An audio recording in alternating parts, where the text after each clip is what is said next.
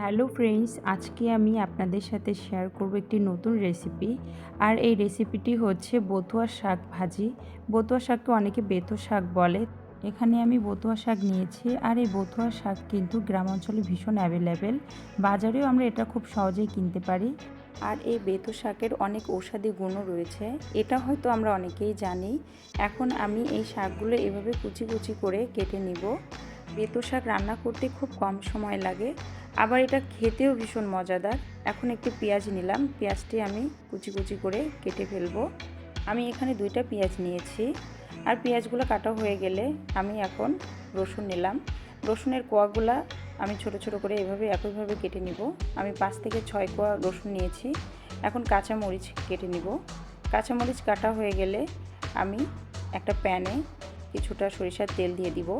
এখানে 2 টেবিল চামচ সরিষার তেল অ্যাড করলাম। তেলটা গরম হয়ে গেলে এখন আমি এর ভিতর জিরা ফোড়ন দিলাম। জিরা ফোড়ন দেওয়ার পর আমি এখানে 3টা শুকনো মরিচ দিয়ে দিলাম। শুকনো মরিচ এবং জিরাটা একটু নাড়াচাড়া করে এর ভিতর আমি কুচানো পেঁয়াজগুলো দিয়ে দিলাম। এরপর আমি এর ভিতর রসুন কুচিগুলো দিয়ে দিব। রসুন কুচি দেওয়ার পর এটা আমি একটু নাড়িয়ে চাড়িয়ে কিছুটা লবণ দিয়ে দিলাম। এখানে আমি হাফ চা চামচ লবণ দিয়েছি। এরপর আমি হলুদ গুঁড়ো লবণ একসাথে মেশানোর পর আমি এর ভিতর কাঁচা মরিচগুলো দিয়ে দিলাম। মরিচগুলো একটু নাড়িয়ে আমি এর ভিতর দিয়ে দিলাম ছোট ছোট সাইজের চিংড়ি মাছ। এই ছোট সাইজের চিংড়ি মাছটার শাক ভাজি অথবা এই মাছের ভর্তাটা বানালেও অনেক মজা লাগে। চিংড়ি মাছটা কিছুক্ষণ ভাজি করার পর এর ভিতর আমি এখন দিয়ে দিব স্বাদ মতো চিনি। আর এই চিনিটা দেওয়ার পর একটু নাড়াচাড়া করে আমি যে বেথো শাকগুলো কেটে রেখেছিলাম সেগুলা এর ভিতর অ্যাড করলাম। এখন আমি এই বেথো শাকগুলা একটু নাড়াচাড়া করব।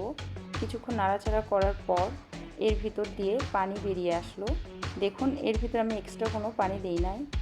আর এই শাকটি আমি মিডিয়াম লো আঁচে রান্না করব, তার জন্য এখন একটি ঢাকনা দিয়ে দিলাম। ঢাকনাটা আমি প্রায় 5 মিনিট মতো রেখেছিলাম। আর 5 মিনিট পর যখন ঢাকনাটা আমি তুললাম, দেখি এর ভিতর একটু পানি ছিল না এবং শাকগুলো খুব ভালোভাবে সিদ্ধ হয়ে গিয়েছিল আর ভাজিও হয়ে গিয়েছিল। দেখুন, রান্নাটা প্রায় শেষই হয়ে গিয়েছে। আর এই রান্নাটা করতে খুব অল্প সময় লেগেছে। এখন আমি এর ভিতর একটু জিরা গুঁড়া দিয়ে দিলাম। জিরা গুঁড়া অ্যাড করার পর একটু নাড়াচাড়া করে আমি এর ভিতর কিছুটা সরিষার তেল অ্যাড করব। রান্নার শেষে যখন আমি এই সরিষার তেলটা অ্যাড করলাম, তখন এই রান্নার অ্যারোমাটাই চেঞ্জ হয়ে গেল এবং রান্নার স্বাদটাও যেন দ্বিগুণ মাত্রায় বেড়ে গেল। আপনারা ঠিক একইভাবে রান্নাটা বাসায় ট্রাই করবেন।